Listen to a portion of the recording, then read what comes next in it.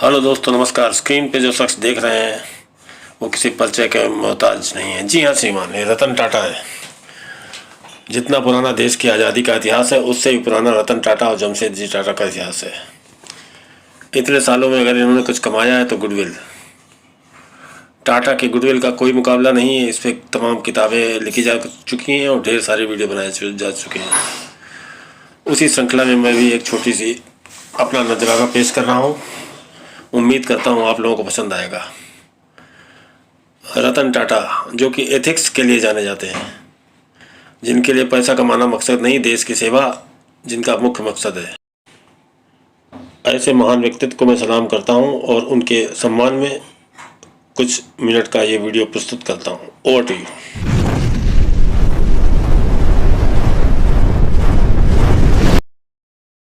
Hello दोस्तों, नमस्कार। अब आपके अपने चैनल रूट्स इन कानपुर में मैं आपका स्वागत करता हूँ। श्रीमान, मैंने आपसे कह रखा है कि कमेंट में कमेंट करा करिए ताकि मैं आपके मन को लुभाने वाले या जो आपको पसंद आते हैं वैसे वीडियो बनाया करूँ। अदरवाइज़ मेरी पसंद आपको झेलनी पड़ेगी। श्रीमान, ये चश्मा आप देख रहे हैं, ये चश्मा 1.5 साल पुराना है श्रीमान। 1.5 साल पहले मैंने चश्मा लिया था। अब ये टाटा का है, टाइटन का। तो अब इसका वीडियो बनाने की क्या ज़रूरत पड़ी? ये तो पर्सनल चीज़ है, लेकिन कुछ चीज़ें पर्सनल लेवल से उठ जाती हैं, उनका जिक्र मैं आज करता हूँ।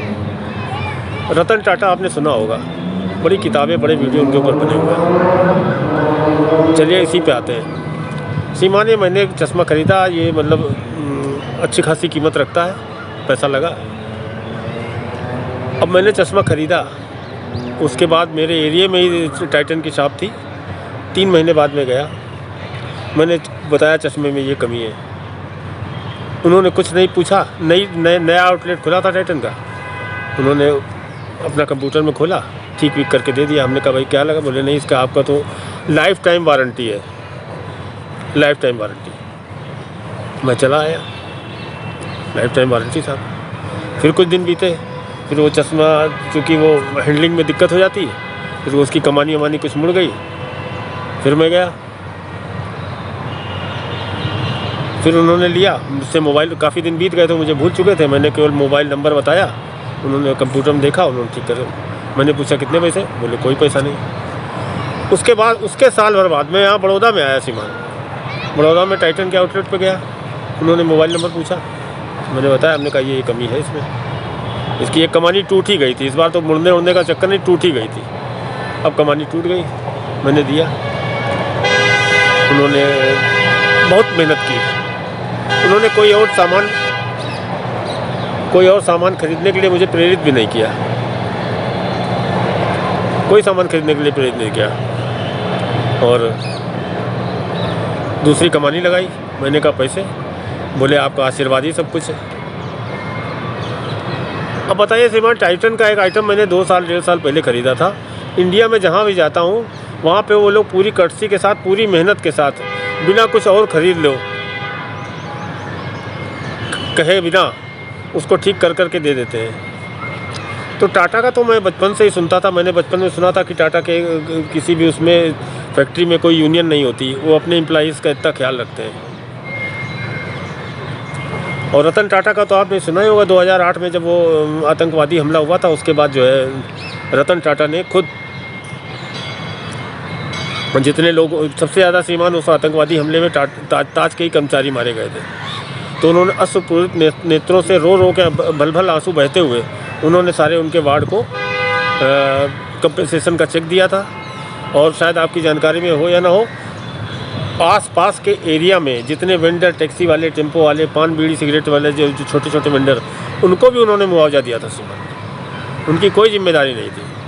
और एक वो भी तो घटना है जिस समय वो उनके कोई एम्प्लाई हड़ताल, वो कुछ प्रदर्शन कर रहे थे, तो वो सबसे ऊंची पोस्ट पर रहते हुए, चूँकि HR की पॉलिसी के तहत वो चीज़ नहीं आ रही थी, तो वहाँ के जो अधिकारी हैं वो कर्मचारियों की मांगों को नहीं पूरा कर पा रहे थे। तो टाटा खुद उन कर्मचारियों के साथ स्ट्राइक पे बैठ गए थे कि मतलब इन कर्मचारियों की मांगे जाए।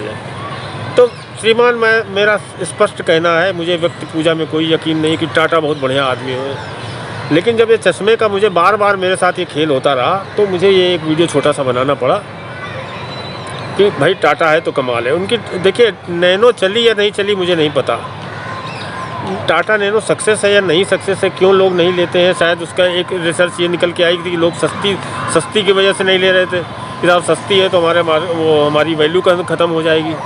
लेकिन जो रतन टाटा ने जो सबसे पहले इस बारे में कहा था कि भाई ये क्या कहते हैं, किसी रात वो जा रहे थे तो उन्होंने बरसते पानी में मियाँ बीवी को बच्चों के साथ दोनों बच्चों को उन्होंने मियाँ बीवी ने स्कूटर पे खड़ा कर रखा था, तो वो बच्चे भीग रहे थे।